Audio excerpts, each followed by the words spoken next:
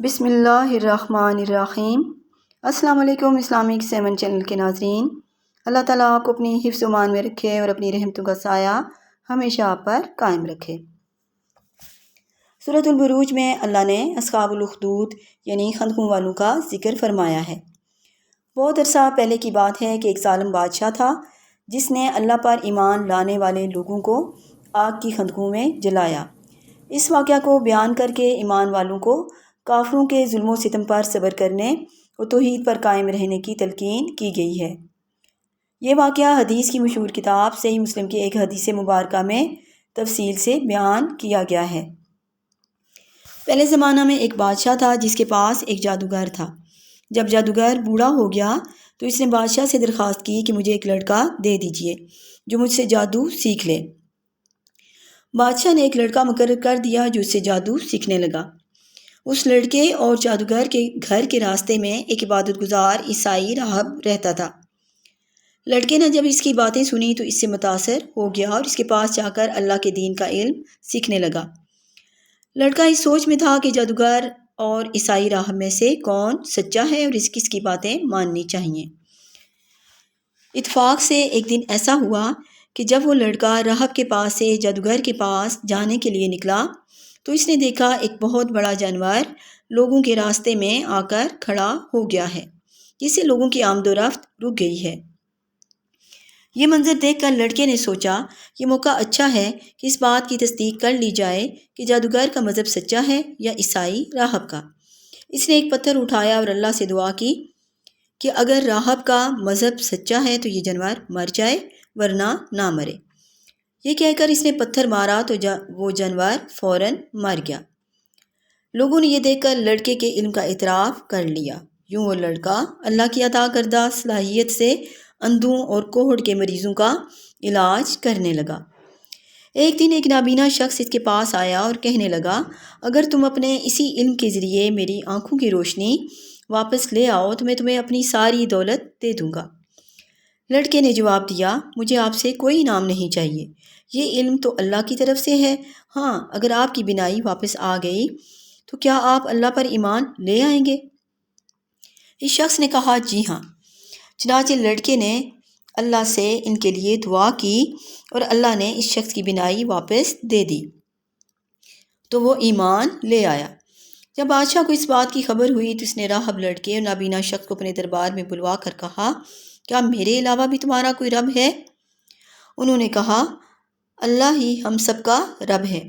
بادشاہ نے نابینا شخص اور راہب کو آرے سے چیر کر 2 ٹکڑے کر دیا۔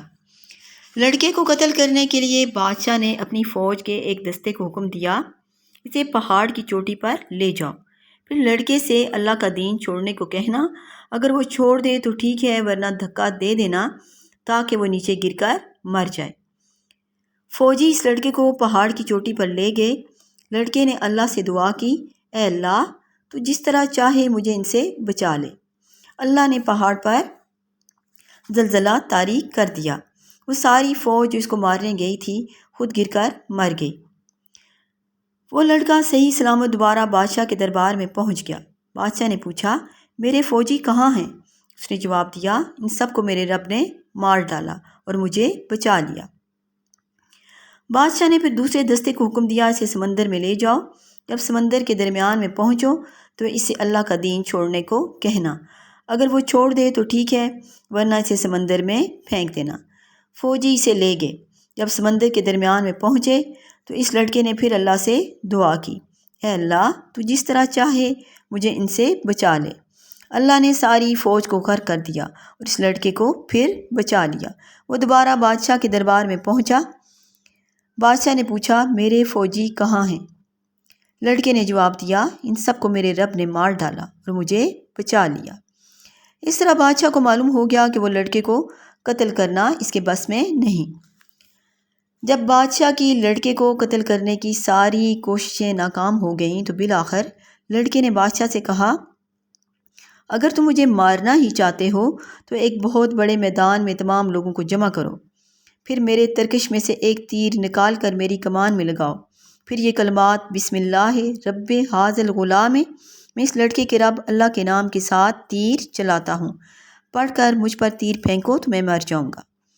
بادشاہ نے ایسا ہی کیا اور لڑکا شہید ہو گیا۔ ساری قوم یہ منظر دیکھتے ہی پکار اٹھی، ہم اس لڑکے کے رب پر ایمان لاتے ہیں، کیونکہ وہ جان چکے تھے کہ حقیقی رب وہی اللہ ہے جس کا ذکر یہ لڑکا کر رہا تھا۔ بادشاہ یہ دیکھ کر بہت غصے ہوا اور اس نے اپنے فوجیوں کو خندقیں کھودنے اور ان میں لکڑیوں کے ذریعہ آگ جلانے کا حکم دیا۔ تمام ایمان والوں کو اس آگ کے گرد جمع کیا گیا، پھر ہر ایک سے اس کے دین کے بارے میں پوچھا جاتا۔ جو توحید کا اقرار کرتا اسے زندہ آگ میں پھینک دیا جاتا۔ اس طرح سارے مومن مردوں اور عورتوں کو آگ میں زندہ جلا دیا گیا۔ اللہ نے ان مومنوں کو ایسی ہمت عطا فرمائی کہ کوئی بھی ایمان چھوڑنے پر راضی نہ ہوا، اور ان میں سے ہر ایک نے آگ میں گر جانا قبول کیا۔ صرف ایک عورت جس کی گود میں ایک چھوٹا سا بچہ تھا، اس عورت کو آگ میں گرنے سے ذرا جھجک ہوئی، تو اس کا بچہ بولا، امی جان صبر کیجیے، بے شک آپ حق پر ہیں، لہٰذا ان دونوں کو بھی آگ میں ڈال دیا گیا۔ ظالم بادشاہ نے ایمان والوں کو اس لیے انتقام کا نشانہ بنایا کہ وہ اللہ پر ایمان لائے تھے۔ اللہ کا کرنا ایسا ہوا کہ خندقوں کے کناروں پر بیٹھے ہوئے کافر بھی آگ کی لپیٹ میں آ کر جل گئے۔ اللہ قیامت کے دن بھی ان ظالموں کو جہنم کی آگ کا سخت عذاب دیں گے، جبکہ ایمان لانے والوں کو اللہ ان کے صبر و استقامت پر جنت کی عظیم نعمتیں عطا فرمائیں گے۔ آج کل کے دور میں بھی جو مسلمان کافروں کی دی ہوئی مصیبتوں اور پریشانیوں پر صبر کرتے ہیں، اللہ تعالیٰ ان کو اجر عظیم عطا فرمائیں گے۔ اللہ تعالیٰ ہم سب کو بھی ایمان پر قائم رکھے اور ہمارا خاتمہ ایمان پر کرے، آمین ثم آمین۔ آپ کو ویڈیو پسند آئی ہو تو لائک اور شیئر کریں، سبسکرائب کریں، بیل آئیکن پر کلک ضرور کریں تاکہ میری آئندہ آنے والی ویڈیوز آپ کو وقت پر ملتی رہیں۔ جزاک اللہ خیر، اللہ حافظ۔